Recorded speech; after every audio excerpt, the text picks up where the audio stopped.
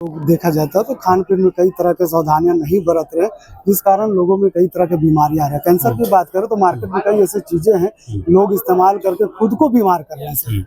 तो ये एक इम्पॉर्टेंट है लाइफ में, जो कि हमारे माने माँ बाप ने या हमारे दादा दादी ने सिखाया है कि हेल्दी हाइजीनिक लाइफस्टाइल रखना इम्पॉर्टेंट है, क्योंकि ऑलमोस्ट 60 to 70% जो कैंसर होती है वो नॉन हेल्दी या नॉन हाइजीनिक लाइफस्टाइल की वजह से होती है। तो अगर उसका ध्यान किया जाए तो ऑलमोस्ट सोचिए कि 100 में से 60-70 बीमारियां कैंसर की हो ना।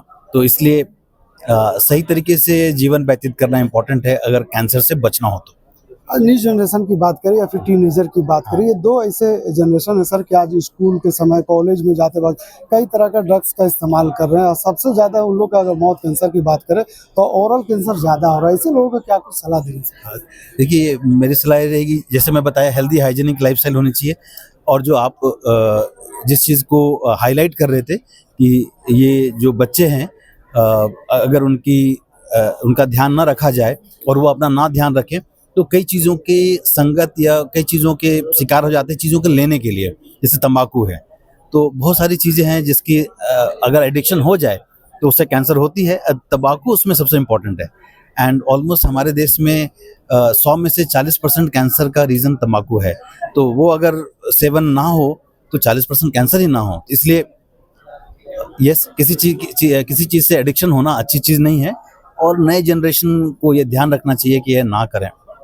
डॉक्टर अमित कुमार एक ऐसे डॉक्टर है जो राज्य के सबसे बड़े टाटा मेमोरियल अस्पताल में अपनी सेवा दे रहे हैं और जिस तरह से लगातार आप मरीजों को टेकल कर रहे हैं, देख रहे हैं। हाल के दिनों की बात करें तो हाल के दिनों में लगभग एक साल में 16 से 14 हजार मरीज कैंसर के झारखंड में देखे गए सर। झारखंड में 3 प्रकार के कैंसर पाए जाते हैं। क्या कुछ कहेंगे सर लोगों से, क्या कुछ सावधानियां बरती? तो सबसे पहली चीज़ है कि जो झारखंड में जो ये सर्वे की डेटा सजेस्ट करती है कि 100 में से ऑलमोस्ट 50 लोग तंबाकू का सेवन करते हैं। तो वो एक बड़ी इंपॉर्टेंट चीज़ है। एंड इसकी वजह से जो आप बोल रहे हैं, one of the most important जो कैंसर है वो यहाँ पे हेड एंड नेक कैंसर है, उसका कारण तंबाकू है। उसके अलावा जो बाकी जो कैंसर जो यहाँ कॉमन है वो जैसे सर्वाइकल कैंसर है, अगेन वो हाइजीन से रिलेटेड है और तंबाकू से रिलेटेड है। तो कैंसर का जो रीज़न हमारे क्षेत्र में जो झारखंड में है उसकी रीज़न है हमारी लाइफस्टाइल। अगर वो ना हो तो बहुत सारे कैंसर यहाँ ना हो।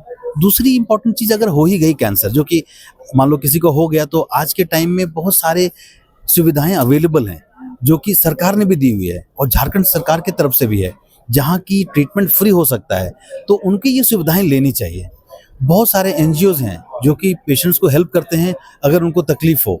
तो फिर मेरी लोगों से रिक्वेस्ट रहेगी, पेशेंट से, कि प्लीज़ अगर कैंसर ना हो तो बहुत अच्छा, प्लीज़ प्रिवेंशन कीजिए। अगर हो जाए तो उनको अपनी आशा नहीं छोड़नी चाहिए।